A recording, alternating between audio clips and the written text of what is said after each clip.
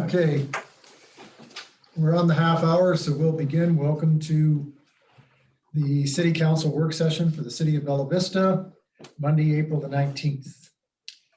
And we have no old business, so we'll go straight to new business.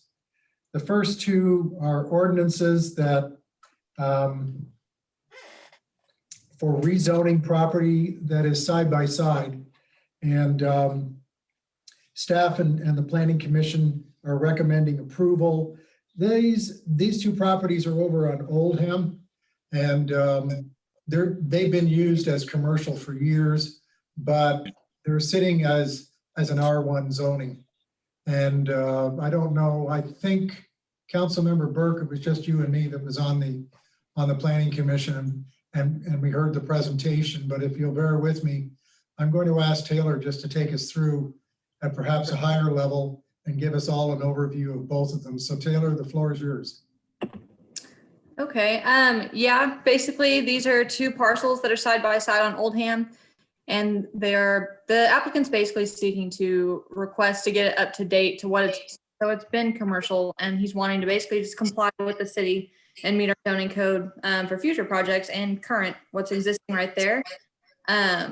Getting that up to date as well, because I believe there's still a tenant in 160 Oldham that is operating personal services, and then the lawn care service that has existed is still existing on 140, so the smaller building. So both still have uses that have been happening and are still happening, and then of course future compliance and long range planning is always a benefit as well. R1 single family residential is what was zoned, and our showing a zone is our current 2018 zoning map, and he is requesting C1 neighborhood commercial, which is the least most abrasive commercial zone that we have. It's on Oldham, but staff did just want to point and note that on our old future land use map, Oldham is shown as a sub-collector road, whereas now as our most up-to-date master street plan, it's showing it as residential. So it was shown as a collector, but then again, staff notes that C1 doesn't have a recommendation for roads like C2 and up. Does like C2 suggests that it needs to be on a major thoroughfare. C1 does not have that, because C1 is made to serve areas that are adjacent and residential. So C1 services should apply to the residential area around it and serve the neighborhood around it. So it doesn't have that major thoroughfare requirement. Everyone's had a chance to look at I'm not going to go through the uses because there's quite a few on there, but there is the comparison for the use chart for your use. P is permitted by right, C is conditional use, and nothing means not allowed. Other than that, I can't really think of anything. It's a large parcel, 160 Oldham is. It meets the standards that we have for C1 in our code. It's got unique topography that would keep the development kind of where it is without having to do extensive grade work, and then it's got a nice tree canopy in the ravine. So again, hopefully keeping that development on the flatter part of the parcel. So other than that, I can't think of anything else to briefly mention unless anyone has any questions. Quick question. You're looking for us to take it to third and final, Taylor? That would be preferred. Preferred, okay. Doug? Did those structures exist before Bella Vista became a city? You know? Yes. Yeah. So to me, it's I don't know how it wasn't zoned commercial initially. So Because they're metal. kind of an easy one. Yeah. Mm-hmm. That was a landscape business there several years ago, I seem to remember. And it's had I used to drive, that's my normal way to the house. So I've driven by it 1,000 times. But it's been sort of out of use for a period of time. And so when you do that, you've got to bring it back into conformance with the zoning code. So they've got to get that rezoning. They want to be in compliance, and that's good. So they need to bring it into the C1 in order to basically keep doing what they're wanting to do out there. If I remember correctly, Taylor, didn't the petitioner, Mr. Tate, tell us that there is still a lawn service on the smaller of the two lots? Yeah, 140 Oldham is still the same lawn care service. And then 160 Oldham also has a small tenant that's still operating, but the large section of 160 is what is vacant, which used to be the carriage trade salon and spa. Right. Anybody else have any questions? Any issues with setbacks or spatial issues on the site for the new zoning? Typically, staff doesn't look at that for the rezone, just look at Okay. you. So when would that come into play? Whenever they would present, if they were trying to get a building permit or renovation or to do anything extensive to that building for a new use, they would have to come into compliance there. So through a large So- development. So And- if you don't, excuse me. So Sorry. if you don't look at those preliminarily relative to the zoning district they're asking, you could end up with a legal non-conforming situation. Would that create any issues for the owner? I mean, typically with these, the C1, I mean, yeah, I mean, it can if it's not, if they're trying to alter the structure in a way that is so large that they're trying to expand or anything like that. But if he's keeping the same structure, If they're not redeveloping, it's probably not an issue, but the question would be is whether the existing development on there is in compliance with the code for the zoning district they're asking for. yeah. And I mean, I can't like say on record if I know or not what the setbacks are, if it's in there or not. But we can definitely find out before the regular meeting. They would, Larry, I mean, I think you understand it's grandfathered at this point. So it would be in terms of the setbacks. So if they came in with any sort of building permit or development approval, they're going to have to bring it into conformance with current setbacks in order to comply. So if they're just going to occupy the existing building, then they've got to get the zoning straight. But and what's there is, it would be, I guess, pre-existing non-conforming to the extent that it's still in the zoning, it's a zoning requirement. But they would have to, if anything's going to be built on, added on, remodel, change, then they have to come back and deal with all those issues. Okay. All right, anybody else have anything? Okay, let's move on then, please, to the next ordinance, which is waiving the requirements of formal competitive bidding and authorizing the mayor and city clerk to enter into a contract with the Bella Vista Business Association, BVBA, for the provision of events, campaigns, and services in support of Bella Vista businesses. Mr. Burke, this is yours. Yes. So the material is included in the packet there, a number of different deliverables that the business association would provide to the city council in exchange for funding. So this is a continuation of discussion that started earlier in the year, looking at the CARES Act funding, over $1 million. We talked about the possibility of using some of those monies for investments in Bella Vista. And one of the items on the list that I brought up originally was how do we support our business community better? I think the city of Bella Vista has done remarkably well through the pandemic, and that's not the case for many of our small businesses, many of our Bella Vista businesses.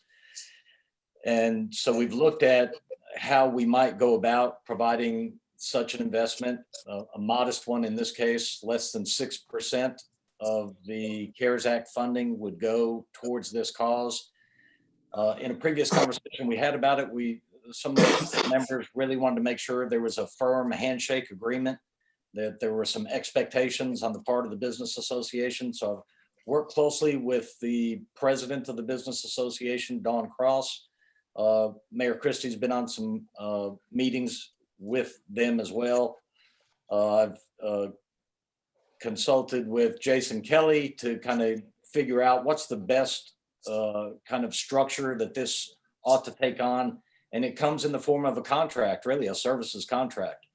And so that's what's part of the packet. And I think there are some really hard deliverables that the business association would provide.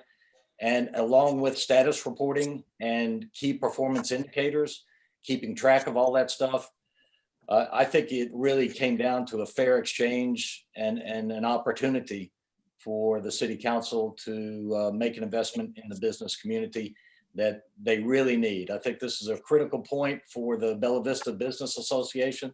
This is the closest thing we have to a Chamber of Commerce. This association has a new board, new energy. They've been through a tough year with really a lot of things on pause, and they're ready to get back in and make things happen for the business community in Bella Vista. And I think the city can support them. So Mr. Burke, you're asking to go third and final on this as well. I know Dawn and her board are rather anxious to get going. I'm sure that would be greatly appreciated by them. They have a big event scheduled for next month. They could use additional funds to make that an even better event for the community. This is where they are going to do an outdoor event at Reardon Hall. Gives people the opportunity to be outside to kind of get reacquainted with new businesses. You can go down the list. I think there's 7 items on the list, 7 key deliverables that the Business Association would provide. And there's an out in it as well. It's split funding over the next 2 years, $29,500 this year, the same amount for next year. But if we find at any point that the performance is not adequate, the deliverables are not coming about in a timely way, we waive off the second year. So it's up to them to perform. And I have confidence that they're really eager and appreciative of this opportunity, and that they're going to work hard to make these deliverables on time for us. And I did all those remarks. Yes, that was my feeling as well. Are there questions? I had a question. Yes, sir. Is this, are these kind of expenditures required to get the CARES Act funding, or have we already gotten all the CARES Act funding based on expenditures we've done in the past? We have CARES Act funding, John, and the way that it was split up was roughly 300,000 for existing projects related to COVID that we had identified. An example of that would be the complete replacement of the checkout furniture and the configuration up at the library.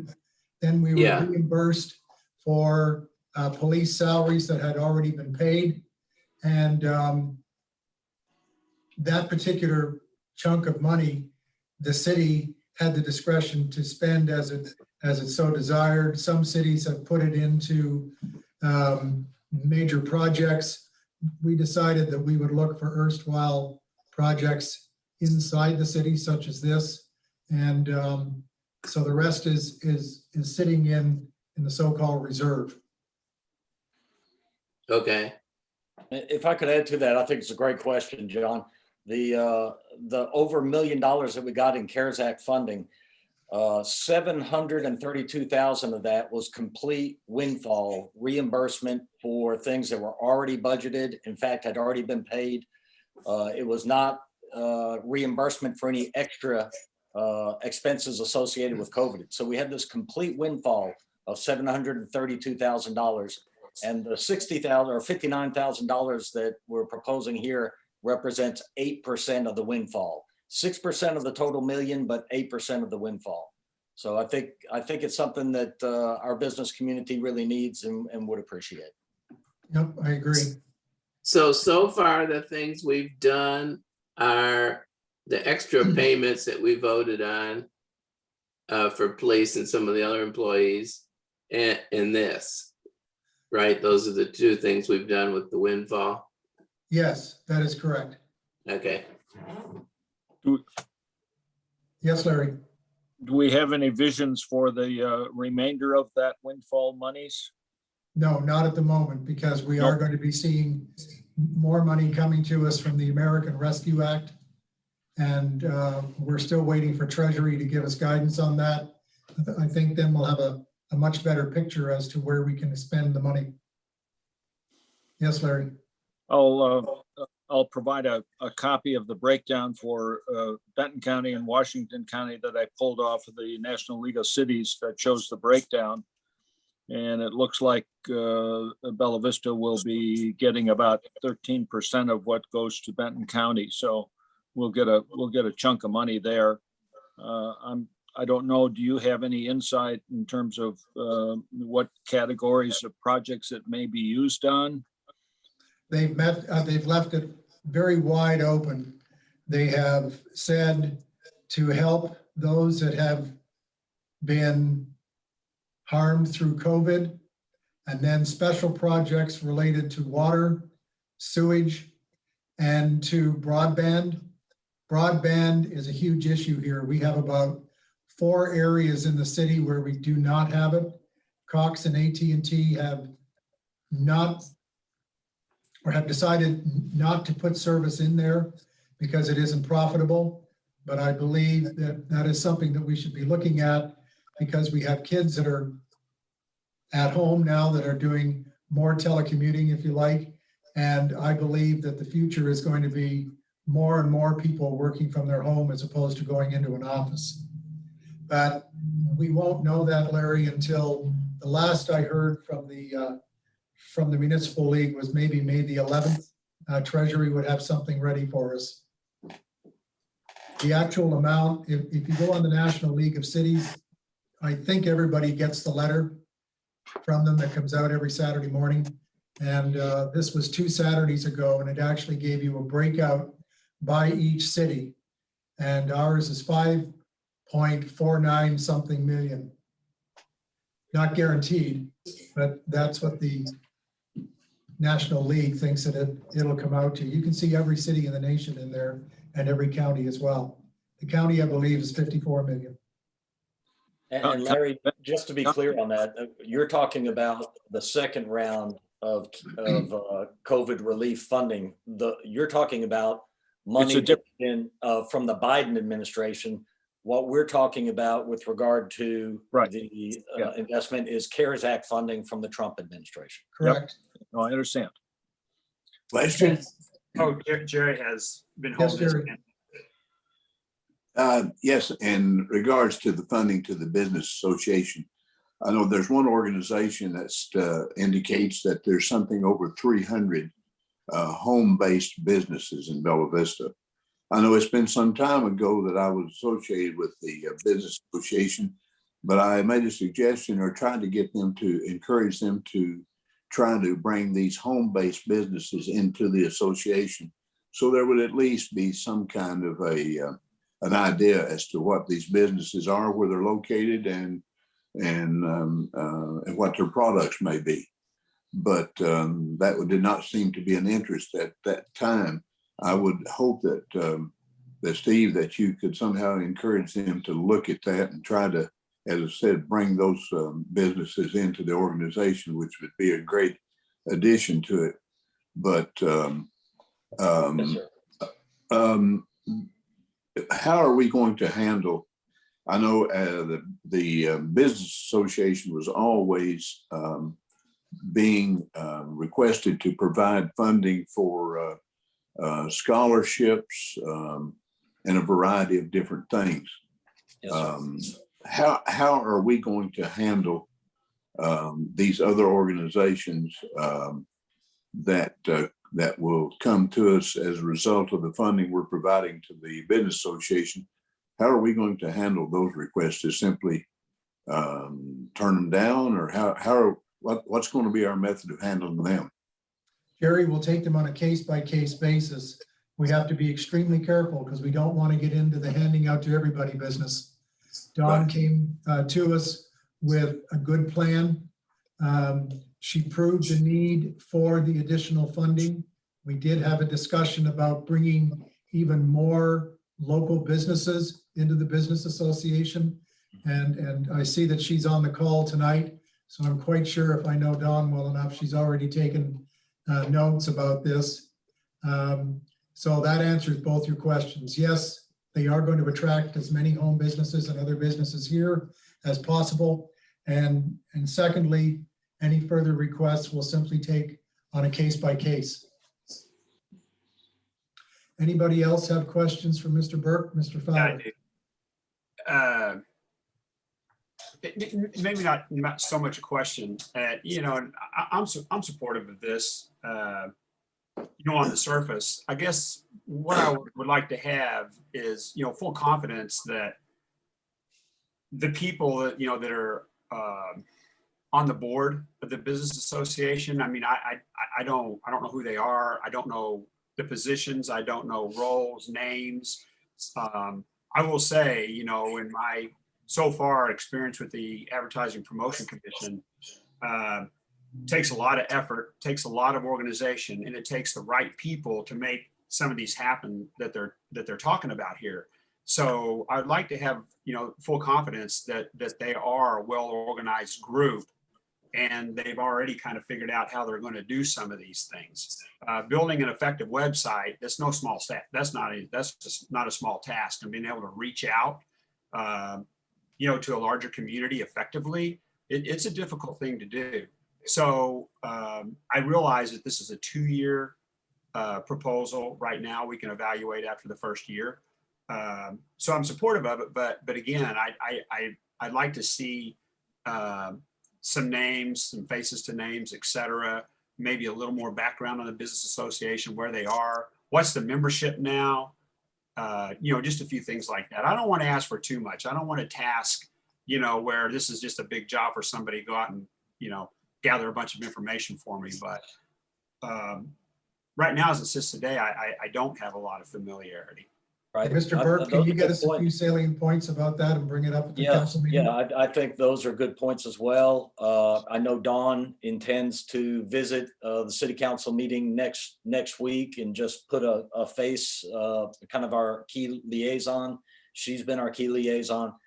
So that's fair. And I think the element of the agreement that calls for 90-day status reports allows us to monitor progress, these key performance indicators as we go along. Each one of them have key KPIs associated with them. So we'll be able to monitor it that way. We want the association, obviously, to have some autonomy yet. They're not, they don't need to run everything by the city council, everything that they're going to do. We have this framework and this structure that says, this is what the city is going to do for the business association, and this is what the business association is going to return. I think the fact, you know, that we're kind of in a real important time point for the business association because they've been on pause because of the pandemic, that some of these, the membership has dwindled to some amount or has decreased. And so a big part of what they're doing is kind of re-energizing that association, bringing people back into the association. Like I say, there are new board members. They do have a website now that you can visit and you can get an introduction to the board members. You can see who they are. Some of those names may be names you recognize. But I've had the opportunity to attend a couple of their networking events. And this is a real, you know, kind of down-to-earth group of people that are singularly focused on how do we develop a business community in Bella Vista. And I think this is maybe the first time that the city, this proposal proposes the first time the city has provided direct funding to them to assist them. So everything they've done has been done based on membership dues. And so a big part of their initiative is to increase their membership, to bring people back to the fold that may have been members previously and perhaps had dropped out because they didn't see the value. It'd be hard to provide value for the membership over the past year. So I've gotten to know them pretty well. I feel really confident about this. And I think we've put the framework in here that allows us to monitor it as we go so that if we ever feel like, hey, this thing's gone south, we're not really seeing the kind of progress that we want to see, we'll have the opportunity to address that. Okay, thank you. If you gather up just a few salient points and share them next Monday, that'll be terrific. Yes, sir. Okay. Anybody else have anything? Okay, then let's move on to the next ordinance, which is amending the Code of Ordinances of the City of Bella Vista to adopt a new section 1039, open burning for purposes of lot clearing, to provide further protections to the public from the nuisance and danger of fire and smoke, to provide specific minimum penalties for the violation thereof and for other purposes. Councilmember Snow, I believe this is yours, along with Chief Sims, who's here with us this evening. Yes, Chief Sims and I consulted on this particular issue, which has created a number of complaints in the past regarding the clearing of lots and the burning of the debris that has been collected, and creating a sometimes smoke and fire situation in which the person starting the fire has gone off and left it at night to continue to burn without anyone being there, which has created calls and complaints from neighbors. So we consulted, and this particular section was adopted from a section of the Bentonville Fire Code, and which we felt like would best serve to deal with this situation and possibly cause it to not continue to be a complaint or concern to our citizens. Okay, thank you. Before we go to questions, Chief Sims, anything to add? Not really. Councilmember Snow and I did meet on this and discussed it. I feel like it's an important section to add to the code, since the current code does not actually state some of the language that's listed in here. That probably needs to be in the code with future lot clearings and lot burns. Okay, and the penalties are higher than we've had in the past? That's right. Yes. Yes, okay. All right, we'll open the floor to questions. Doug Fowler. Not necessarily any opposition, but I do have, I don't know, just one comment. It says wind cannot exceed 10 miles per hour. We're not going to be able to do any lot burning in Bella Vista, particularly early in the year and later. I watch the wind, honestly, like every single day for personal reasons. There aren't very many days when the wind doesn't exceed 10 miles per hour, particularly this time of year. And I'm just curious, who is it that's going to monitor that?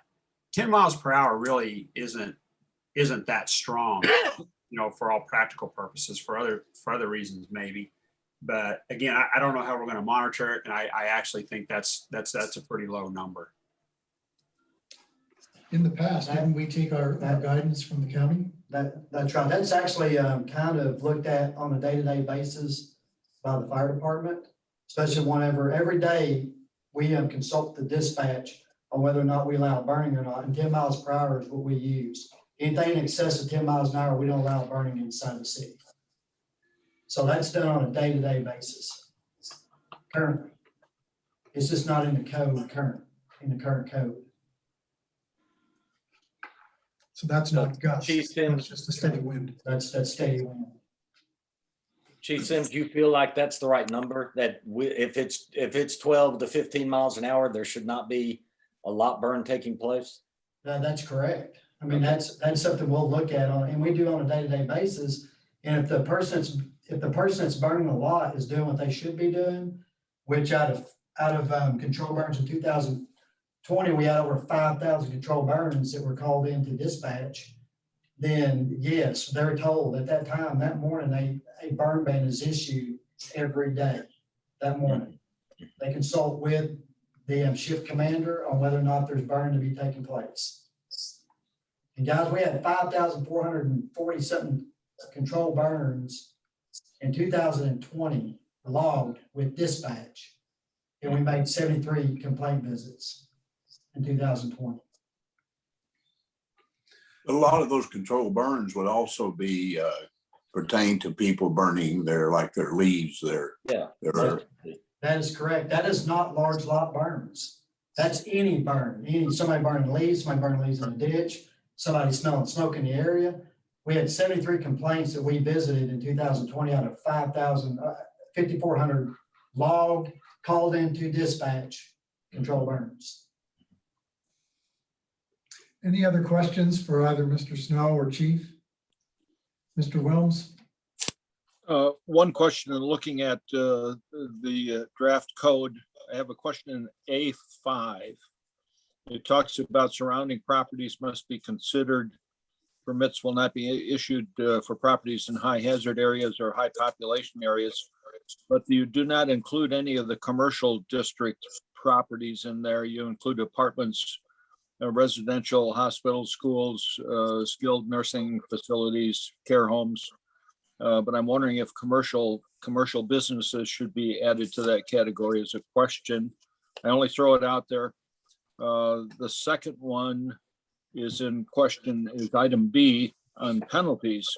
One of the issues that we've been talking about with the septic systems is that the penalty should not be based on the site necessarily, but should be based upon perhaps the site if it's repetitious, but to the contractor or parties responsible. And how does this play? And maybe Jason has some thoughts about that. When you say penalty for violation of the section, not less than 500 the first time, and not less than 1,000 for every other time additionally, how do you quantify that? Is this on a site basis or by It's by person. It's by person. So if John Doe lights a fire and conducts a burn in violation, and they're cited and they pay $500, and then 6 months later, John Doe does another burn and violates, then that would be a second offense. So it's not number of burns per location. It's number of illegal burns by person who lights them. Okay. Okay. So how do we define who the party is that's responsible here? Is it the builder? Are they responsible? Is it the subcontractor that's doing the clearing? How do we get at who's the responsibility? It's whomever. I can tell you if it's written right now, if that were the code, I would say who struck the match. They're the one who is burning. Whether or not they're in someone's discretion or, I mean, it's not going to go to the property owner because they're not burning. Understand. It's the person doing the burning. So if you've got a person out there burning and they've got no water, no heavy equipment to put the fire out, obviously they're responsible for that. So that's the best I can tell you based on how it's currently drafted. Thank you. There's still your first question, Larry, which is, should commercial be included with the other named organizations? Mr. Snow? Question for Jason, should that amendment specify who is responsible, such as the property owner, the contractor? You can. The Bentonville provision does not, and that's what this was based on. But you can. Those are things you can do if you want to get a little more accountability. You would cross a line by holding someone criminally accountable for someone else's conduct. So if you say the property owner is responsible, then we really need to do a lot of rewording, because we need to add some language about not only is it illegal to burn, but it's illegal to authorize someone to burn on your property in violation.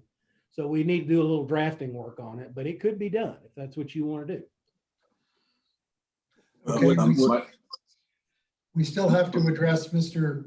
Wilm's thoughts on section A5, whether commercial should be included in with the grouping of other establishments. Mr. Snow, do you have any thoughts on it? I would think Chief Sims, that would be within his purview there as to whether it should or should not be. If you want to add in commercial, throw it in there. Chief has no I objection. have no objections to it. So, Mr. Snow, you may have some rewriting here. Do you want to pull this and wait for a month? Or do you want to try and get this done in a week? Well, it will be 3 readings. So, there'll be 3 council meetings. There could be amendments later on. It doesn't necessarily have to be pulled, but the choice is y'all's. That's I have true. another question before you. Is that all right? Yep, sure. What determines a high population area? That's a good question, Doug. I mean, that's in the Bentonville ordinance. I mean, I give some examples. High pop would be a building with a lot of people in it, so an apartment. a hospital, a school, a gathering place of some sort. Well, I got you, but I'm talking about like, I would think more residential, right? That's what Bella Vista essentially is. So I have my lot right next door, okay? It's mine. If I decided to build there, knock down trees, and we're a pretty well-established neighborhood here where I live, up and down the street, houses on both sides, et cetera. Could I do a burn there? Or does that lot have to be separated by X amount of lots or so far away from another residential property? And I'm just asking because I mean, I don't know. Well, as it's written, I think Is it just on the case? it says surrounding properties. So I have to be honest, I think I would consider that to be adjoining. So obviously, if your lot adjoined an apartment complex, then you're not going to be able to do that. Right. If it just adjoined a vacant lot or maybe even a lot with just a single family home on it, then that's not going to be a prohibition. Because it talks about surrounding properties. So I'm not sure how Bentonville views that. Well, when it comes to preventing fire, the government has a lot of discretion. And so I think they've tried to build in some discretion in that proposal to give the fire department the ability to step in and say, this isn't a good situation. We're not, we don't need to have it burned here, and to give them as much review authority as they could reasonably exercise. But this just says surrounding property. So, I mean, if Steve came in and said, what does that mean? I want to say, well, we know the ones that are adjoining are surrounding. So I think we're definitely there. If you want to talk about further than that, I really can't say that it clearly by law says that. So if you wanted to expand it out to say a certain number of feet from a lot where a burn is being conducted, like 300 feet or 400 feet or something like that, you could define it in that way. And that way you just end up drawing a big circle around your area. These are all things within your discretion and how you want to do it. Mr. Wozniak? Your 100 feet between buildings and streets is going to take care of most of that. If just above there, you got 100 feet distance before you can have a fire. That's a whole lot of space away from anything. I think that'll take care of your populated areas. Okay, anybody else? I would just ask, I'm sorry. Mr. Burke? Would, who issues the lot clearing burn permit? Does the fire department issue that? It would come from the fire department. And is that a document that's been prepared? That It would be, if we adopt this, it would be prepared, yes. and there's no fee associated with a lot clearing burn permit? We haven't established one. You could establish one in the future. Okay, and then the last thing I'd say is I think it might be wise to hear from Doug Tapp. If you've got a take on this, I know you work closely with the builders. What's your thoughts about implementing something like this? I think I'm good with the stricter requirements. I don't get many complaints on this. I know the fire chief does. I get one or two a month tops. But in all the research I've done, the other options are very difficult when it comes to hauling it off or finding a place to take it in a truck. I was at a lot today looking at it with an owner, and it was a lake lot, and the amount of trees on it, I can't imagine them getting them off with less than 8 or 10 trucks, truckloads of trees. So it would be a substantial amount to haul that to Tawnytown or what the closest place. But one question I had for Larry when he mentioned the commercial, are you talking about commercial structures that are near residential lots that are burning, Larry, or were you talking about fires on commercial properties? Because we do have some commercial properties that want to burn. My question was in relation to the categories that are there.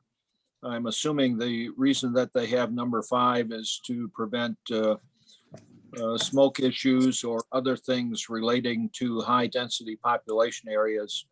But commercial is one that's sensitive to the smoke in terms of customers and business opportunity. So that's the reason that I raised that question. It could be on commercial property next to commercial properties or on residential adjacent to a high population area next door. So I think it's not limited to residential parcel. It's limited to any parcel, I think. Is Okay. that correct, Okay. Jason? What you said is not incorrect.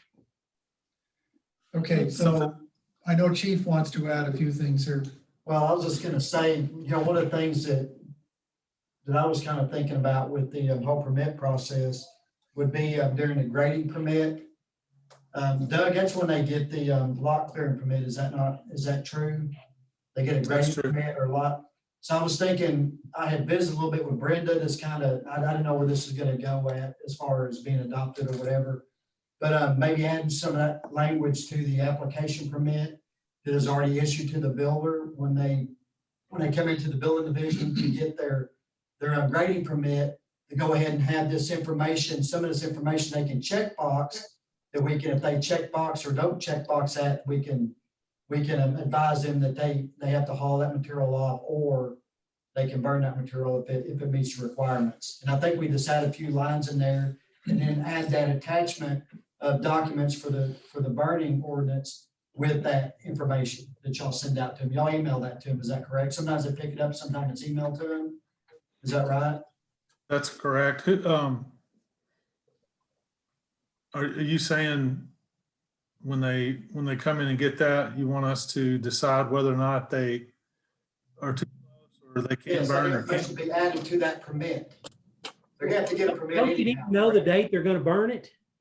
Yeah, Don't I'm you need to know assuming. when they're gonna burn it? I mean, the applicant, if they're getting a lot, if they're gonna clear the lot, they may not know yet the day they're gonna burn it. They Jason, have we no don't know idea. that now. We don't know that now until we They get a know call that at when they dispatch call saying you. they're burning. Right, you know that when they call you, that's the day they're gonna burn. But We you're would know if asking, they filled out that permit, even if the building division had to send us that information to us and said, this person's gonna build, burn in this timeframe. I mean, I don't, if you wanna give, okay, well, that's different. I mean, if you wanna say we anticipate, you might encourage people to burn there where they might be inclined to haul it off. But I mean, if you wanna say we intend to burn between June 1st and June 30th, but I think Do you know- y'all are making it complicated. I gotta be honest with you, because you need to know you're right, it that is complicated, and I don't know when they're gonna be burning. I don't know when they're gonna be grading or they're gonna apply for a grading permit. that lot off. They're gonna apply for a permit and tell you. We just changed our policy that allowed builders to come in and pull 40 grading permits, and some of those may not get graded and burned for 6 months. We just changed that so that they have to get their grading permit with their building permit, and that has dramatically reduced the number of grading permits that are being pulled. So we're hoping that continues to work out. Okay, Mr. Snow, there's been a great deal of discussion. I think you may want to go back and revisit the actual verbiage with Chief and possibly with Mr. Kelly. And I'll let you Agreed. determine whether you want to go for amendments through the 3 reading process or whether you want to just do a complete rewrite. It's entirely up to you. Is it possible to make the changes and have it available for the meeting next week, or would Well, it? I don't know if we have an agreement. What are the changes? Yes, if I know what they are, but we don't have a clear understanding of how we want to change it yet. Yeah, I agree.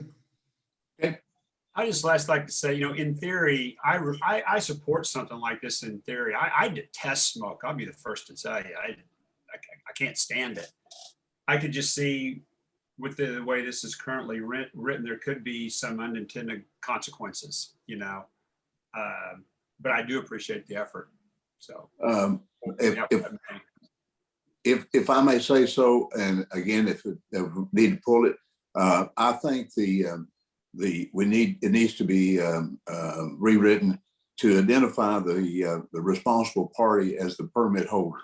So whenever whoever it be, the contractor, subcontractor, whoever it is, it's going to make the burn or do the burn, whenever they call to get the okay or to burn, then that's when their permit is completed. Dispatch or whoever would authorize them to go ahead with the burn would complete the application for permit then and tell them, yes, it's okay to burn or not.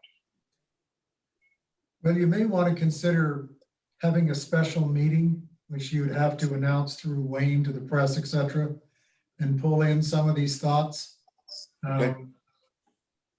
But I'll leave that up to you, Okay. Mr. Snow, as to how you want to handle this. Well, I agree. Chief Sims, you agree also that we need to make some changes? It sounds like we probably need to do something, but you gotta understand here, the fire department does not know when somebody's building on a lot. They don't know when they're clearing a lot. That information's gotta get to us somehow. and they will know We that. don't know unless somebody's picking up the phone and calling dispatch and saying we're clearing this lot. So I don't know, that's gotta come to the building department. Community development's gotta, That's confusing to me. I don't understand why we would notify the fire department of a building permit when they may not build for 2 or 3 months. They might not clear the lot and burn for 2 or 3 months. well, they need to get the information somehow, Doug. I mean, I don't They're know. going to apply to the fire department. But don't they call you the day they burn? No, not necessarily. I mean, they should be calling dispatch on the day they burn, but I don't know. I mean, somebody's got to get this information to them somehow on the burn ordinance. Evidently, they're not getting that information. Oh, we on the can burn share that. ordinance. We can share that with them. So, but yeah, they need to call dispatch on the day they burn, and they need to know that in that information that they get in that packet, what they need to do. Let me say something. There are some assumptions here. You're saying they're going to call. This new ordinance is going to require them to apply for a permit. That may require more than a call.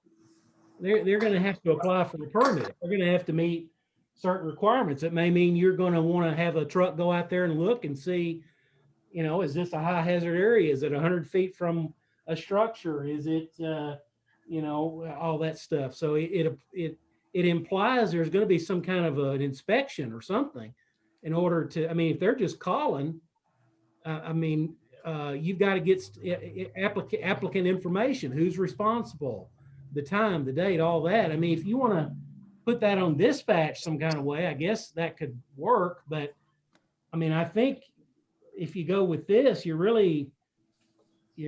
probably going to generate somebody needing to come and fill a form out in order to do it. But I'm not saying you couldn't do it the other way, but it's going to work differently than what you're doing now.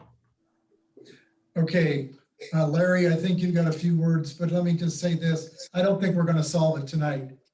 So you may not want to go down the rat hole continually, but Larry, some thoughts? One final thought is I support the intent of this program, and I hope I didn't deep six it by my dumb questions.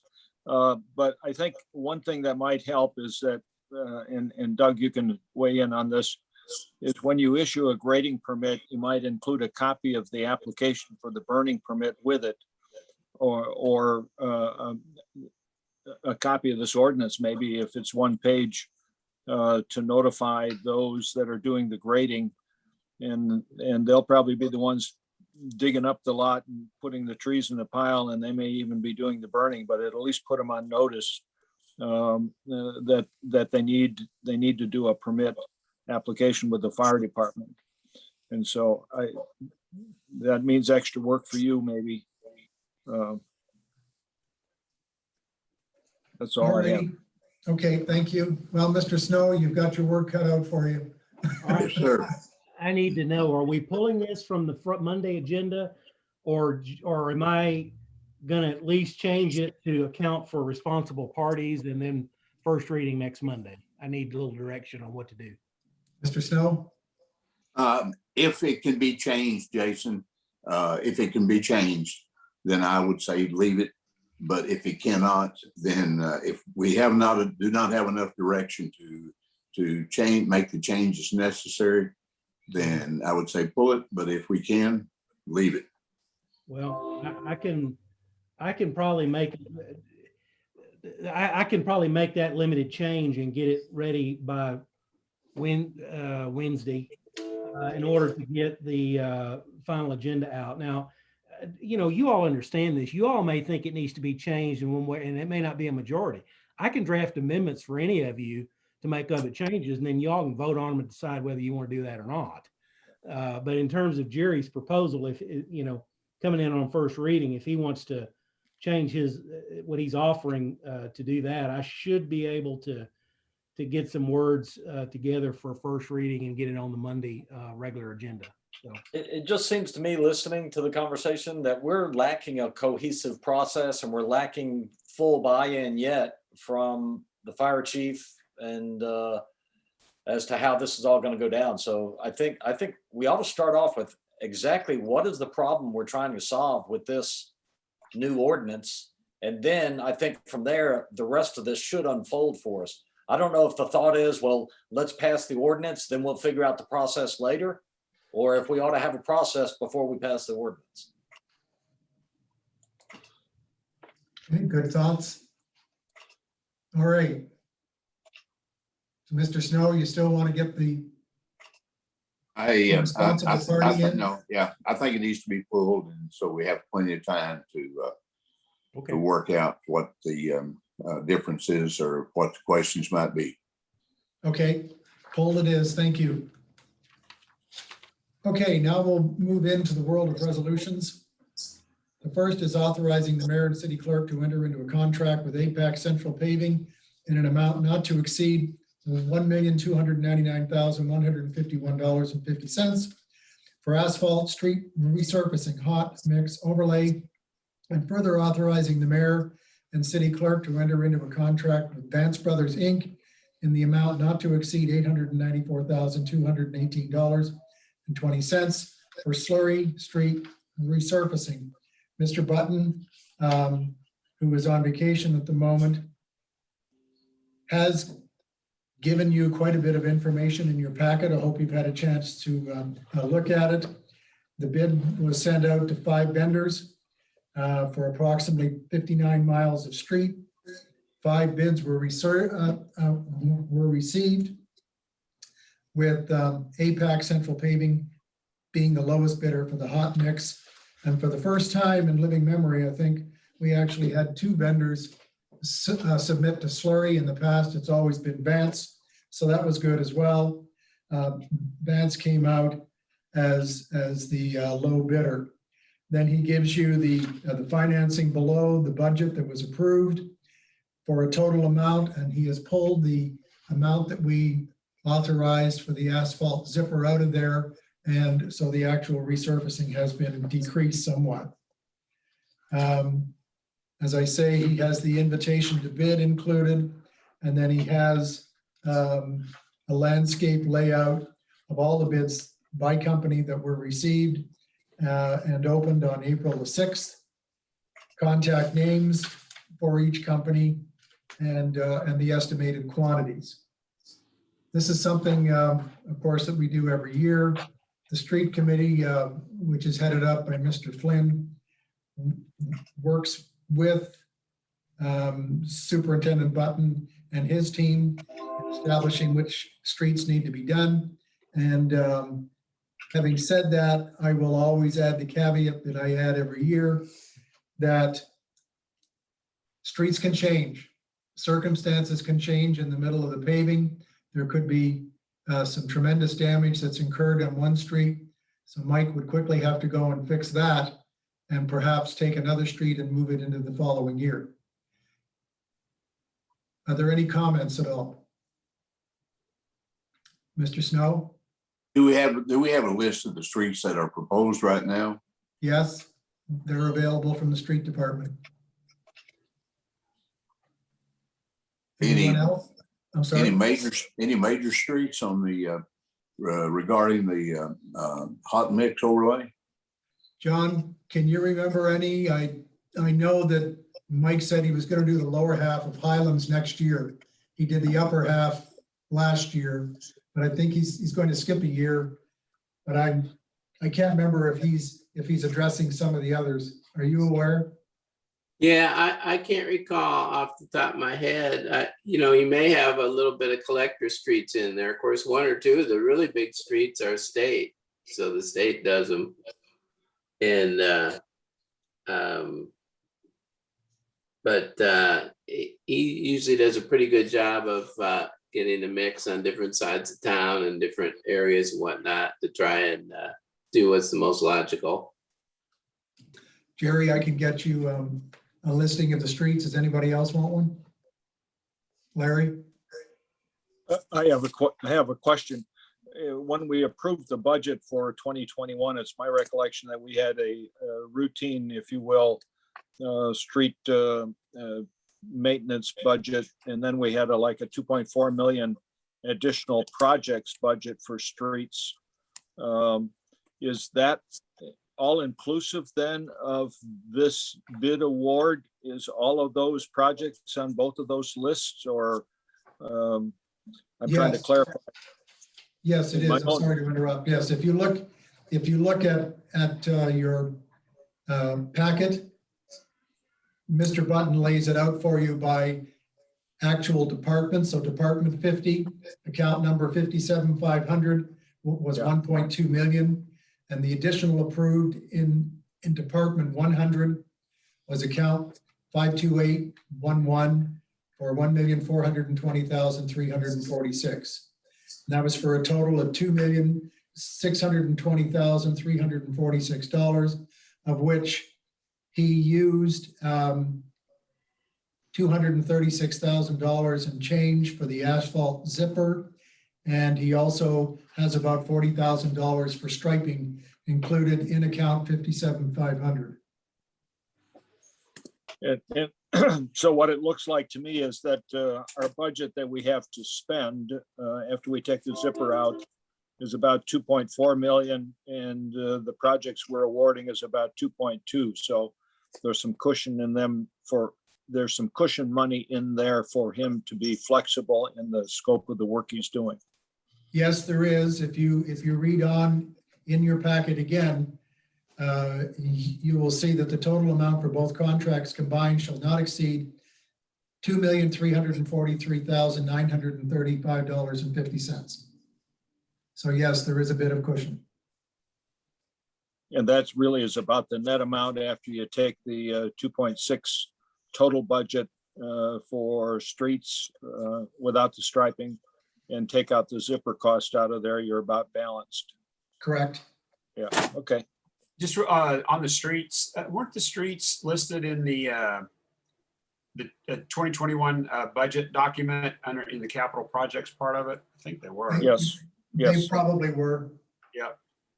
But Jerry, What you might want to get, Jerry Jerry, didn't see the budget. He came on after the budget was done. what So you may I'll want get to to do is the, I'm sorry, go ahead, Jerry. may want to get a map that shows both the paving and the seal coating projects. That's a convenient thing to look at, and has the various sections that they're doing shown on that map. I'm not sure that he has the capabilities to lay out a map showing all the streets. He'd have to have somebody going through with a magic marker. He did that last year. I don't know who prepared it for him, but it was on I a, think it was done manually by Brent Coffey. It took quite a bit of time. actually, I'm not sure. In looking at it, it looked like someone took a map and marked it up with a GIS program and printed it off. Well, I'll ask Karen out at the streets to see if she knows. It helps us in terms of where it's done, rather than just saying, well, it's on ABC Street. Well, ABC Street might be a mile or a half mile long. So are you doing the whole street, just part of the street? Last year, I know there were lots of extensions of that 150-foot rule that were in the project, and it helped to see where those were. Okay. I'll speak to Karen in the morning. Anyone else? Thoughts? Okay, let's move on, please, to the next resolution, which is amending the 2021 city budget to recognize $1,200 in grant revenue from the High Intensity Drug Trafficking Area HIDTA grant for the police department overtime expenses. Chief, you're with us tonight. Do you have any comments? This just is this money's already in the budget. We have an officer who works with HSI on the task force part-time. And so this is just them reimbursing our overtime expenses up to $1,200 annually. Okay, anybody have any comments or questions for Chief? Okay, let's go to the next one, please. Amending the 2021 city budget to recognize revenues related to the Series 2020 sales and use tax bonds and appropriating funds for designated projects. If you remember, we started doing this last year. By law, we must have a budget for the bond project, even though the money does not flow through the city. We're still responsible for oversight to make sure that proper spending is done and it follows a budget. The reason it is done this time of year is Carrie has to wait for the actual city sales tax that goes in from DF&A over to US Bank so that she can report it. So it's more a housekeeping item than anything else, but it's an important one. Carrie is not with us tonight, but if you have any questions about it, please feel free to call her. Anybody have any questions? Okay, let's move to the next one, please, is approving the mayor's appointments of Laura Hofford, Nancy Gilmore, and Linda Lloyd to positions on the Tree Advisory Board for 3-year terms ending May the 1st, 2024. We, if you remember, started the Tree Advisory Board when we applied to become a Tree City USA, and this was one of the requirements. And so people are beginning to end their terms, and we're bringing new people in. Both Laura and Nancy are new, and Miss Lloyd has asked to be reappointed for another term. Are there any questions at all? Okay, there is one additional one that isn't in your package. Mayor, before you go forward, I had a question. I'm sorry, that's the last one. Yes, sir. Apparently you can't see my hand, apparently. No, sir, I cannot. What exactly, what is the Tree Board Advisory Board? What exactly is their function? Their function is to oversee such programs as the tree giveaways that we do. They don't do an arborist type of activity. It's more to make sure that we are giving away the trees, and occasionally funds are given to us, and that those funds are being used properly towards the care and maintenance of trees. We will often get trees given to us, Mr. Snow, for planting on the Razorback Greenway and also on the soft surface trails. And this is overseen by the Tree Advisory Committee.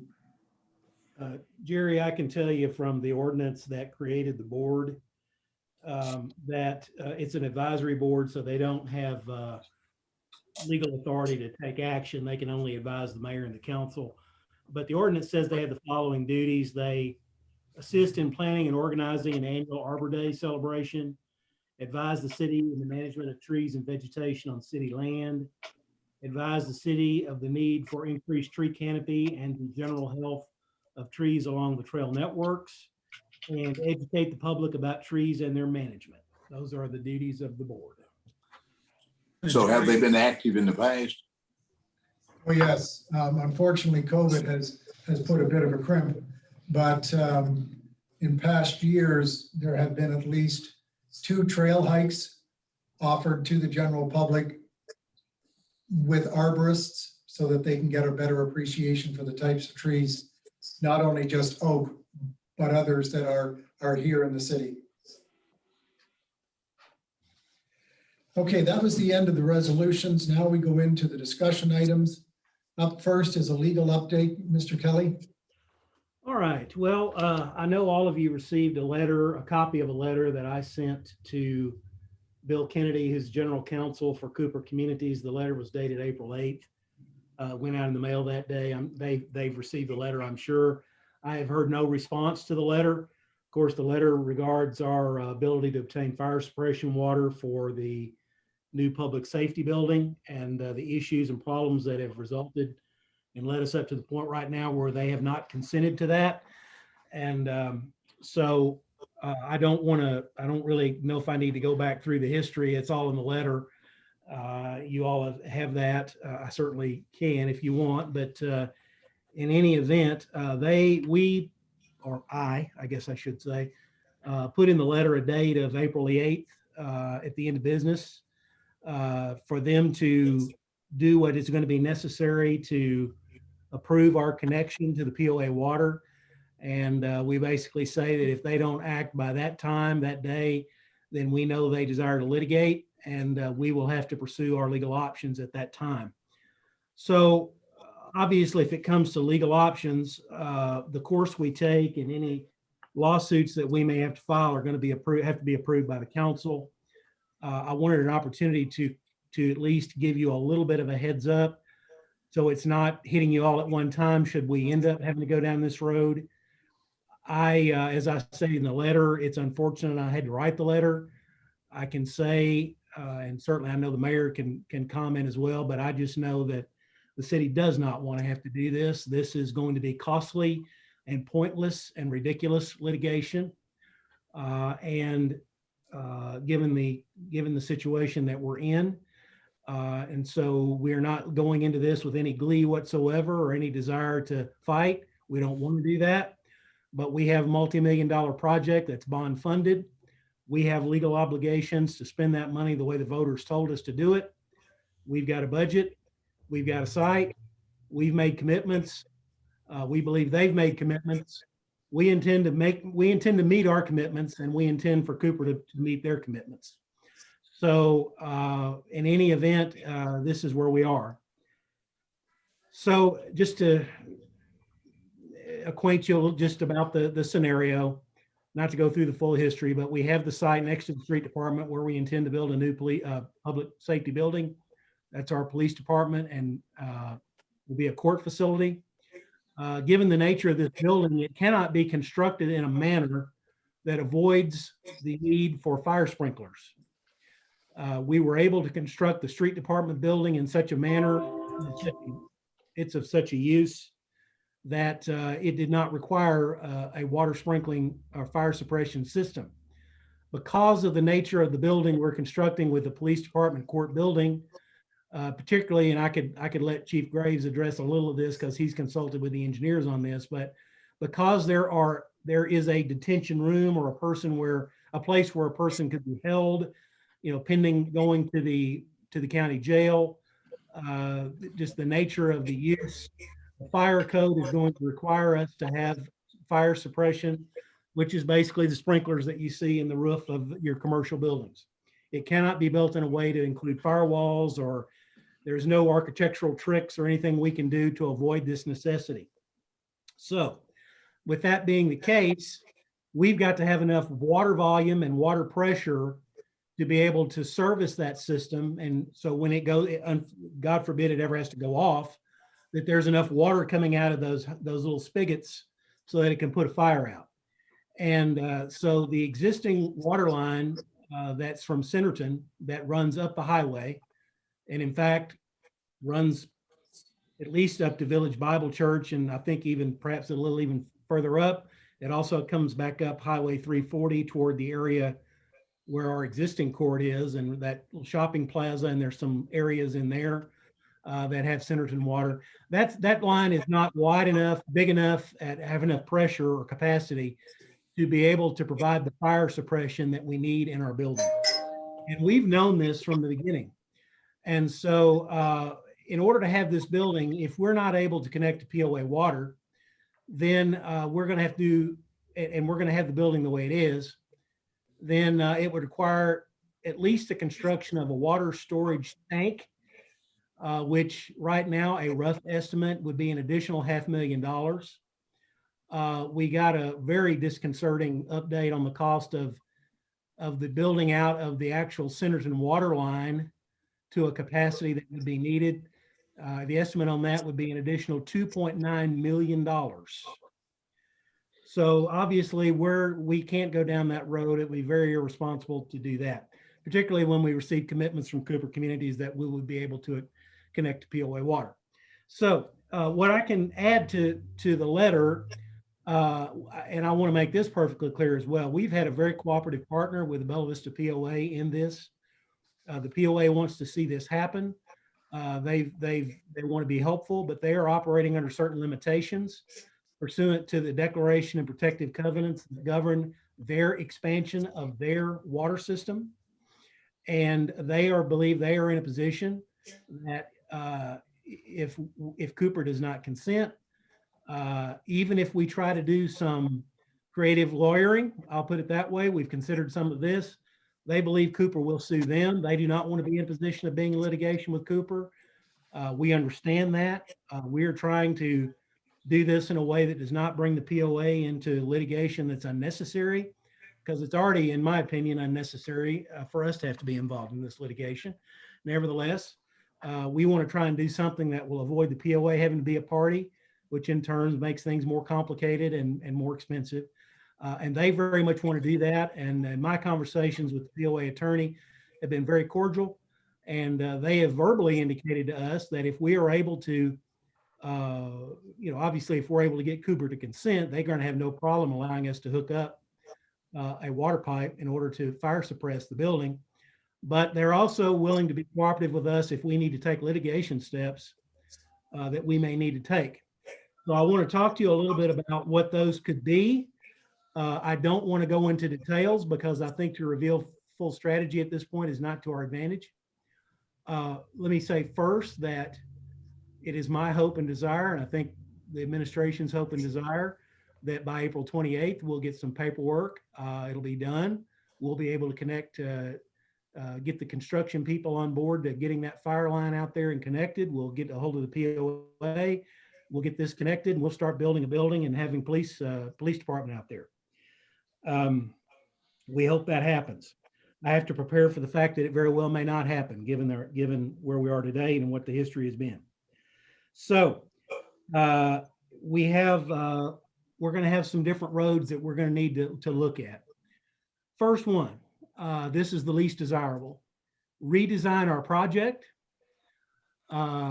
Either decide that we want to put a water tank out there or expand the Centerton water line, incur a minimum of $500,000 more expense, which we did not borrow in the bond issue, come up with that money elsewhere in our reserve funds or to be able to be budgeted, and proceed with that with the understanding, which we have communicated to Cooper, that if we have to do that, it would be the city's intent to sue CCI for the damage we would have incurred in the additional expense related to their breach of promise to allow us to connect to that water and the assurances they made to us at least twice, and the fact that we took action in terms of pursuing a bond issue, retaining bond counsel, going to election, getting a project approved, and then have this turn around and happen. We're going to have damages related to that, and we're going to have to sue for whatever that number may be. Whenever you sue like that, there's never a guarantee, but I think we would have a pretty good case, a very good case in that matter, for that matter. But that would be the least desirable course of action because it puts us at risk of having to expend a lot of money.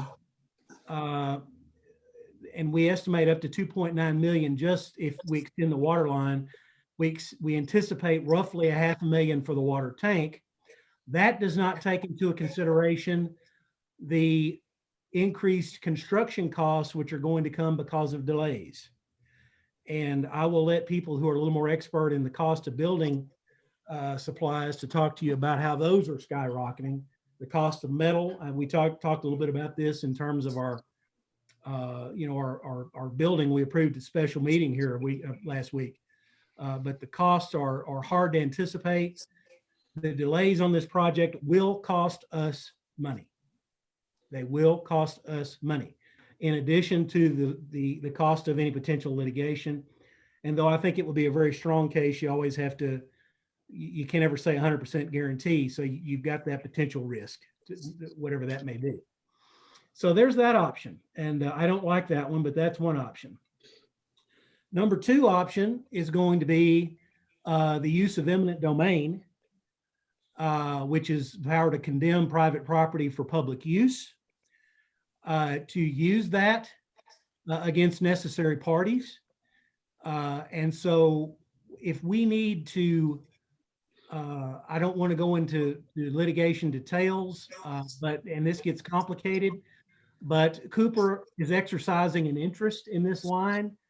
And if we have to go to court and take it from them, we have to pay just compensation for it. That's going to be significantly less than $500,000. And in fact, I could tell you that if we were in at least one other state, that state being Colorado, I think there's an argument that they wouldn't be owed a dime. But I don't know what would happen in Arkansas. It's an unanswered question. We're talking about a partial taking of a covenant interest. And so this is going to be complicated. I would say as a case of first impression, which means nothing like that's ever happened before in Arkansas. And in order to do that, get an order that would allow us to connect and proceed with our building, understanding there's going to be a slight delay. There's going to be a delay anytime we're talking about going to court. There would be a slight delay, but in that circumstance, I believe we would be able to obtain a court order to allow us to get possession of what we need in order to allow the project to continue. And any fight over the value would proceed in court. And not really knowing how to value it, don't know really what to tell you in terms of how much it would cost. But I could tell you this, the area we're talking about would be a matter of a couple of hundred square feet of land. It would be land that they don't even own fee simple title to. And I think even if we offered full fee simple value for what we took of that, we're only talking about a small amount of money compared to a multi-million-dollar project. And so there's that I think would allow the project to move forward most rapidly, which I think is what everyone desires. And again, all of this takes into account that we're going to continue to have lack of cooperation at all from CCI. But that would also involve litigation. I would also want to file that condemnation in a way that would not include the Bella Vista POA as a party. It would not be a condemnation where we tried to take an easement or a water pipe even, because I think if we did that, we're going to be back to the problem we have now. And that is a pipe with no way to connect to it because the POA could not provide us water because it would now be outside the POA. So I don't want to get into all those details. I know that may be confusing and I don't want to reveal too much about litigation strategy at this time. But so there are thoughts and wranglings and gnashing of teeth and my brain firing about how to figure out something to do. And we're working on that. And I think I have I'll be able to present you with something should we end up in that situation. Now I want to talk about another option. And when we're talking about expense because of delays, and we're talking about expense because of potential redesigning of a project, then of course the city could say, look, DCI, we could do all this, we could sue, and we're going to spend money, and the city could make a business decision and offer Cooper something to allow to hook up to the water and just pay for it. And that's distasteful, particularly because of what's going on up to this point. But the city is going to be needing to make a decision in the best interest of the taxpayers and the best interest of the budget. And so I need to present you all those options, and that's certainly one of them. What we cannot do, and I said this in the letter, and I want to make this clear. By saying this, I'm saying what it appears to be. I don't know motivations. I don't know for a fact. But it certainly appears, based on communications that we've had, we want to make sure that we are not in a position as the government of having to agree to things, be it rezonings, development approvals, or whatever, in exchange for the water. We simply cannot do that. You all, as the council, have the legislative authority to zone property. We cannot contract that away. I find it distasteful that, and again, this is an appearance, that, well, do this for us and then we'll do that for you. We're not going to function that way. It would be at least something we could do if we were talking about money we were going to pay. We could at least do that, but we cannot contract away the government. So I just want to add that, and I've talked more about that in the letter. I certainly hope that's not the case, but unless anybody's thinking along those lines, I just want to say what our position would be if that were to be the case. So let's talk a little bit about, I mean, these are bond funded projects. The consequences for these things falling through if we didn't act are significant in ways I'm probably not even aware of. If we did something that caused the purpose of these bonds to fail, the damage to our credit would be large. The litigation would come. This would be bad. We cannot have that. I would have to defer to our bond counsel on all the potential consequences, but I'm just going to say this. I've known all of you for a while. I'm the attorney for the city. I've been doing this for a while. This doesn't happen. Cities don't let this happen. We have eminent domain because sometimes we can't get people to cooperate and we have to act. So we're going to have to do something here. So anyway, I wanted to give you that update. None of that's good. And I don't like having to give these kind of updates. If we go to litigation, obviously, I'm here, I'm paid for, that's not a problem. There would be expense. There would be appraisers. There'd probably be some expert witnesses. There's going to be costs, depositions. I don't know a way to tell you what those costs would be. We're going to have to factor those in. And that's where we stand at this point. So we'll know more on the 28th of April, but that's my legal update to you, and hate to be a downer. That's it. Yeah. I appreciate that, Jason. And it gives me a pause to consider the possibilities here. And I know in your letter, you do ask for the courtesy of a reply by April 28th at 4:30. So we still have some time left. Perhaps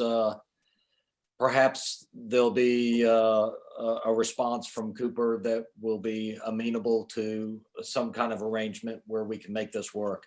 It goes without saying, I don't need to inform anybody here, Cooper Communities has been probably the single largest investor in Bella Vista's history and one of our most prominent corporate citizens.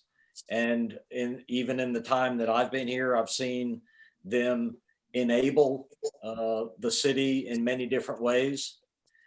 And I hope that they'll find it, a part of their family history and their future here in Bella Vista.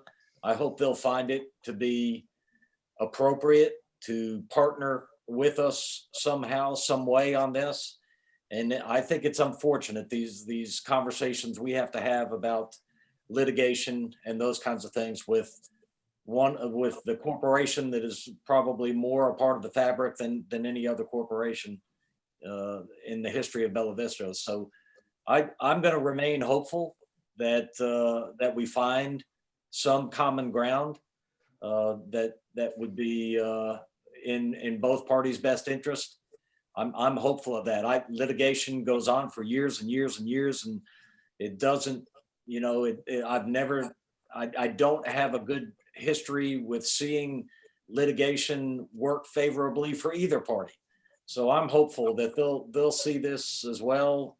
We want to be in good standing with them. We want to treat them fairly, and we ask for them to do the same for this community. So I'm hopeful and will remain that way until 4:30 on April 28th.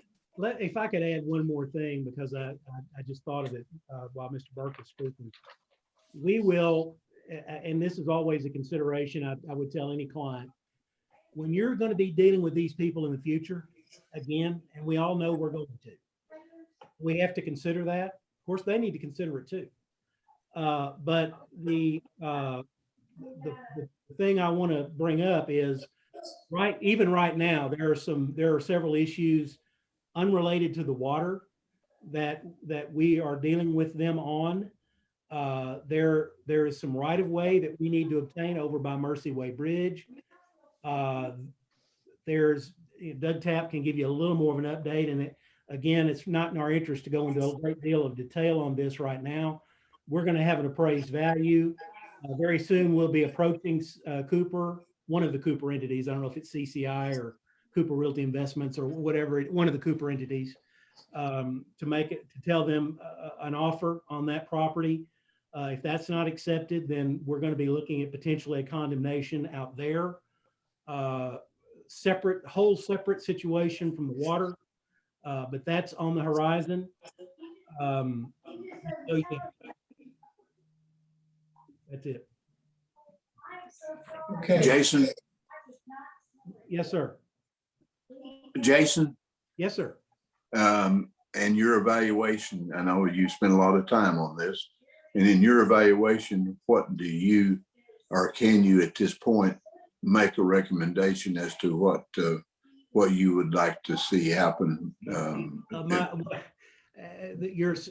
My first option would be, let's see this get done before the 28th so we can move forward and everybody can move forward cooperatively. This costs them nothing. We'll pick up the filing fee for the paperwork if that hadn't been made clear. This costs them nothing. They don't own the pipe. They don't own the water. They don't own the system. They have the legal authority pursuant to the Declaration of Covenants to dictate to the POA how they extend their system. But if they give the blessing, they can just give the blessing and everyone can move on and spend the money and do the work. They're not going to have to spend anything. So it costs them nothing. So that my first option would be that we could get this done. Secondly, I believe at this point, we're going to look at the condemnation angle. Like I said before, I don't want to reveal too much about strategy, but it would involve us going to court and filing a form of eminent domain. In order for us to do that and get what we need, we have to put on deposit with the court a reasonable estimate of the value of what we're taking. So we'll need to have a way of coming up with a value. So that's going to involve an appraiser. We're going to, we're going to know some things on the 28th. So starting at the 28th, I would anticipate wanting us to enter into a memorandum agreement with the POA that says, should the city proceed with action against Cooper and be successful and get an order of taking in the condemnation case, the POA stands ready to permit connection to water, because we need to get that in writing, because I don't want to be in a position of going to court to get this from Cooper and the POA changing their mind and saying, I don't know. We need to get that locked down before we go to court. That should be a pretty quick thing, assuming the POA is willing to do that. And we haven't gone down that road with them yet. I'm just talking about just a little memorandum of understanding where it says, we understand the city is going to pursue eminent domain to obtain certain property rights. Assuming the city does that, then the POA stands ready to provide fire suppression water pursuant to for the construction of this project, and just get Tom and the mayor to sign this. Just an understanding. We're not talking about any money at all. We would be paying the POA what anyone would pay to connect. I mean, we're not trying to get out of any of that, but this is only, keep in mind, this is only for fire suppression water. This is just to put water pressure in the pipes in this new building so it doesn't burn down. We're going to have the water for drinking and usage going to come from Centerton. We have to do that because it's in the Centerton water service area. So this is going to be a separate line in to pressurize the fire safety system. And we don't have a police department to be able to build. We can't have a new police department yet because of these delays. This is absolutely ridiculous. I totally agree. And I think you said that it would be about $500,000 to build or to have a tank constructed to provide that pressure from the Centerton system. Chief Graves had a brief conversation with our engineers and our contractor, our construction manager rather, and that's just a rough guess. It might be $1 million. Okay. It might be 400,000. I don't want to commit to a number, but you've Okay. got an idea.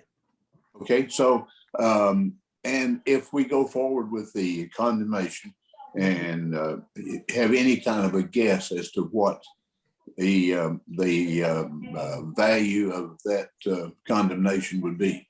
I don't think I'm saying too much at this point, but I think we're going down the hole a little too far, Jason, don't you think? okay, if you'd rather not, then it's not going to be anywhere close to that number. Okay, that was what I was asking for. How's the cost going to balance out from us having to incur the expense of a storage tank versus all the other options that are available to us? It would be much less expensive to do this other route. Now let me also add this, because there's been, and I should have added this before. There's been some new law in Arkansas. It's called the Property Owner's Bill of Rights. And it says that if a city is condemning property, it has to do a couple of things. One, it has to make a reasonable offer to the owner to buy it first, which is fine. We can send a letter to cover that. Number two is if when we go to court, a jury comes back and says the property, and they say the value is more than 20% over what we estimated, then we could have to pay their attorney's fees. But still, we're not anywhere close to $500,000 on a case like this. But we're talking about more money because it could potentially be attorney's fees. Just so everyone's advised, I just need to let you know that as well. Okay, I think I'd like to stop the conversation here, Mr. Kelly. I very much appreciate the work and the counsel that you've been giving me as well as we go through this. We just wanted to update you and lay out the options without going into any kind of strategy. So we'll keep you updated. 4:30 on the 28th of April is a very important time for us. Has this prevented us from moving any dirt up to this point yet? No, not at all, because we're only going out to bid now for the contractors. Okay, let's move on. Yes, Larry. Just only one final thought is that based on some of Jason's comments here, contract zoning and planning is illegal in all 50 states. Okay, all right, let's move on, please. Trails update, Mr. Tapp. Thank you, Mayor. We've got a few trails projects going on. I'll update you on those. Little Sugar Trails in the central part of the city. The soft service trails are done. The bridges and tunnels are done. We're still waiting on one tunnel on Lancashire near Tenure Creek, and the highway department is putting that tunnel in. The only thing that remains in that Little Sugar system is the connection under 71 at Pinion Creek. The Crossland Construction actually finished that, and they built it a few inches too low, so they're having to rip that out and raise it a little bit. Or actually, they built it too high. They're having to lower it a little bit. They're going to work on that this week, so that may get done this week. That's all I have on Little Sugar. The Blowing Springs to Metfield Pave connector, the paving on that 3-mile system is complete. I believe they finished the last head wall today. They were pouring that in Blowing Springs Park when I was out there. The only thing that remains on that project are some punch list items, some fencing over culverts to keep people safe, some additional sod, and they are installing a lot of drainage mats in some of the swales where they improved drainage along the trail along Manchester and Houston. So they're telling us substantial completion in 2 weeks. So that project's wrapping up. The Mercy Way Bridge expansion where the Razorback Greenway is going to extend under the bridge and over the bridge to the west. Had an update last week with both the right-of-way consultant and the design engineers. Appraisals have been done. Appraisals have been sent to the review appraisers, And they are hoping to make offers to some of the property owners this week. So Cooper may get an offer this week. They haven't confirmed that with me, but that's their hope, is that those will be back and paperwork will be done and those will be out this week. We did see some preliminary appraisals on those, and they came back a little bit higher than we'd anticipated. So we had a meeting with the design engineer and tried to get some justification on why those came back higher than what they had anticipated. Because those are in commercial zones, and we felt that the setbacks in a commercial zone would prevent some development in some of those areas around the Mercyway Bridge. But they're telling us that because CVS and some other places nearby were allowed to do so, that they felt like that particular development next to the Sugar Creek Center would be able to do that. Still in talks over that, but the review appraisers in RDOT have not approved those appraisals yet, so those still could change. And I can certainly update everyone when I get those back if you would like to see those numbers, but they could get an offer this week, hopefully this week or next week. And Mr. Tapp, I believe the city of Bentonville has already given us their easements through their city council. They have, their city council has approved the easement. I believe Jason and their city attorney Camille are in works to get that finalized, but yeah, they have approved it. So that one's not going to cost us anything, I believe. So. Alrighty, any questions for Doug on trails? What's that? I'm just asking if anybody has any questions for you on trails. Okay, let's move to septic then, please. Yes, sir. So since I updated you the last time, I have met with a septic roundtable ad hoc discussion group a couple of times. I have also met with Councilman Wilms on 2 occasions, and we have updated the ordinance from the original draft a couple of times. We went back to the discussion group to get feedback and recommendations, and Councilman Wilms has updated that 3 times now. I got the most recent copy of that late last night, and we are trying to schedule a time this week to look at that again. So that's not going to be ready for the April council meeting next Monday, but we can have it ready for the May council meeting. So hopefully after Larry and I meet, and then I meet with the discussion group, and then one follow up with Larry, we can have this thing finalized and ready to present to you. Okay, any questions for Mr. Tapp? Okay, thank you, sir. Let's go into the world of impact fees. At the time that we published the agenda, Mr. Flynn had mentioned that progress was ongoing and that Carson from Tischler Weiss would want to have a special work session sometime in the future. And then late on the day on Friday, John actually received an update. So John, I'm going to turn it over to you, please.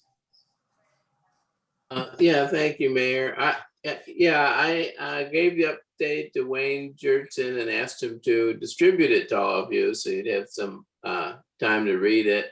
I'm anticipating we're at the point now that we should have a special meeting to get together with Carson and go over this new update. Personally, I'd like to do that sooner rather than later.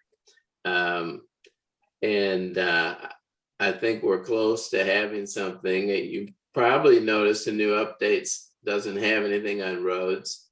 And I haven't talked to Carson about that, but my inference is that they were looking at the road situation. My inference is that he's thinking of going ahead with these 3 and not the roads.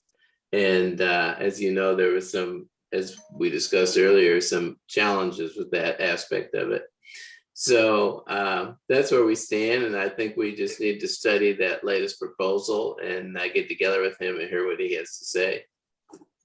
All righty. So if you need Brenda's help, John, in working with Carson to find a date, I know that she'd be more than happy to assist. And then we can get Wayne to help us as well with the members of council.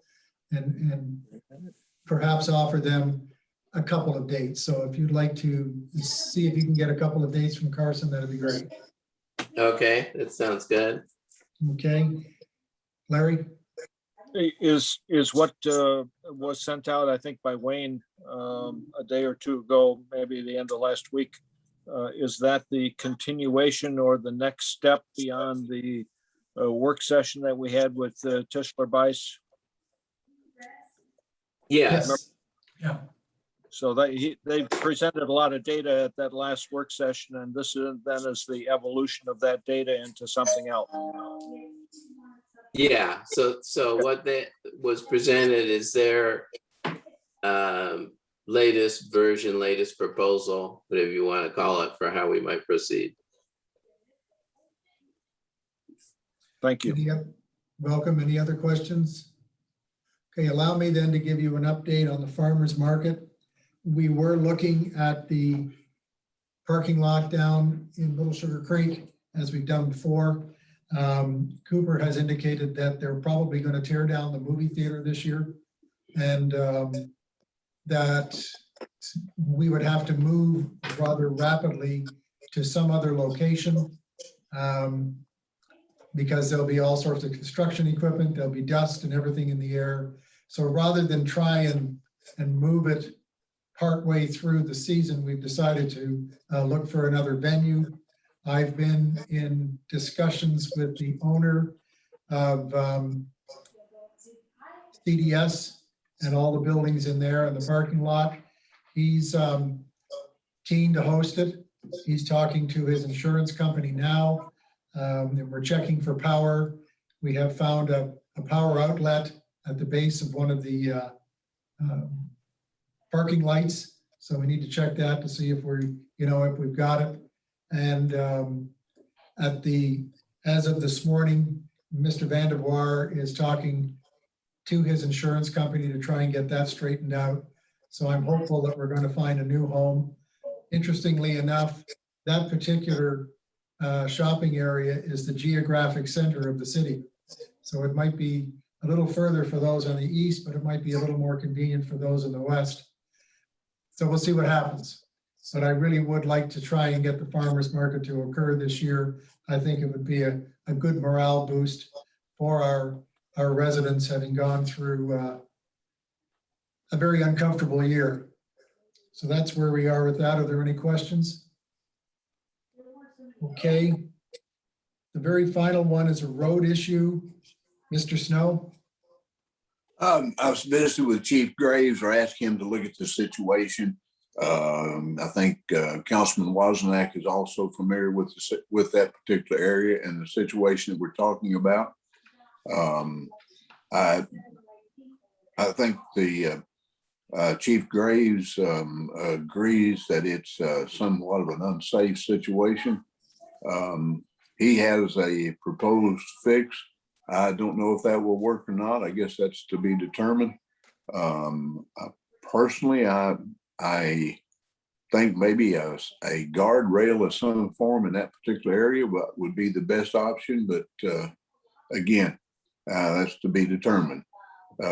Chief Graves, have you got any comments? Yeah, I went by that area at your request, and as we discussed, the area on Houston between Merritt and I believe it was Decker, if that rings. Dartmoor. Dartmoor, thank you. Yeah, Merritt and Dartmoor.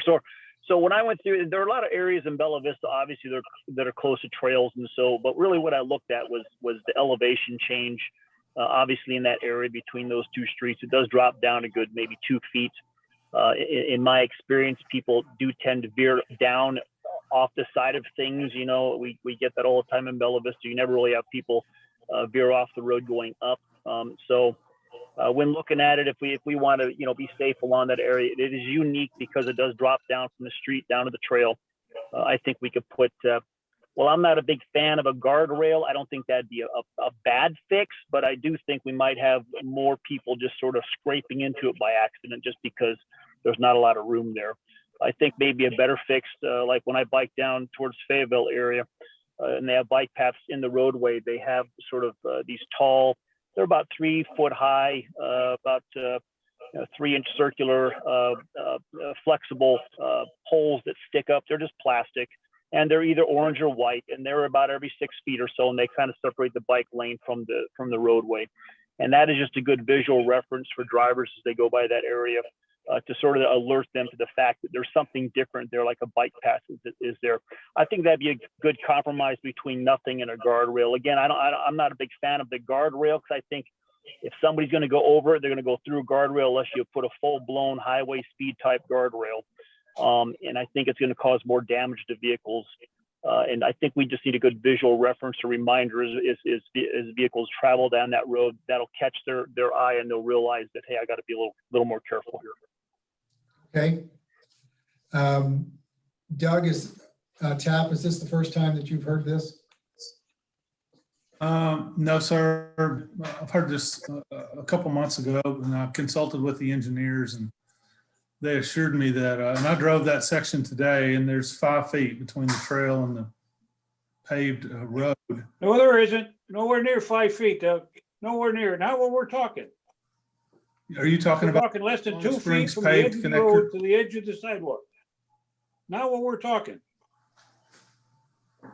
Let's make sure Farther we're up, it's got talking. all of that, but in that last little section there, you got about an 18, 20-inch drop, and you're less than 2 feet from where the road edge is and the cement walk starts. So just to make sure we're all talking about the same area, that's on Houston between Merritt and Dartmoor. Yeah, and it's nowhere, it's got nothing to do with the culvert. It's just the elevation of the road in relation to the path. Okay, Chief, are you able to get together with Mr. Tap and go and have a look at it again, please? Yeah, absolutely. That's not a problem at all. And like I say, it is unique in that it does drop down, and that is if it's something that draws my attention, that is a little different than in other areas, because we do have paths that are close to the roadway, even closer, but they're usually at the same elevation. Okay, Mr. Tap, I believe the project is still under budget, is it not? It is. That particular area was actually closer to the road. We made them move it over, the engineers did. And they told us that they took it as far as they could due to utilities and drainage on the opposite side. So they're telling me that it's built to the American Association of State Highway and Transportation Officials guidebook for the development of bicycle facilities, and that's the standard that's used across the country. So I would certainly be open to taking to them the bollards or the plastic reflective barriers that the chief is bringing up. But I did bring that to their attention, and they're telling me that they've pushed it as far as they could push it. Well, Okay, if it's 2 feet, that's all it is, Doug. I'm sorry. okay, Somebody's pulling your leg. okay. I didn't get out and measure it, James, but No, but I'll even take you through there and walk it. Okay, well, let's leave Chief Graves and Mr. Tap to go out, and they can measure if they like, and they can look at it. And the use of the bollards might actually be the solution. And if we're running under budget, then we can do a charge or a change order, and we can get them put in place. I just had a quick comment, Mayor. Since Jerry took his pictures, there has been a change to that area, and that they've landscaped it, made it smooth, but it's still the situation, as the chief pointed out, that for a bit of a distance there, the sidewalk is below grade. So if you went off the right-hand side of the road, it'd be very natural you'd be on the sidewalk in no time. But it does look a little different than the pictures, just because they've smoothed it out, and filled the ditch, and for sure. since the pictures were taken. Good, Correct. thank you for that. Okay, that's everything on the agenda, gentlemen. Don't forget to cover up your plants tomorrow night. It's going to be a cold one. Thank you for attending, and we'll see you next Monday. Thank Good you. night. Thank you. Thank you. Thank you all.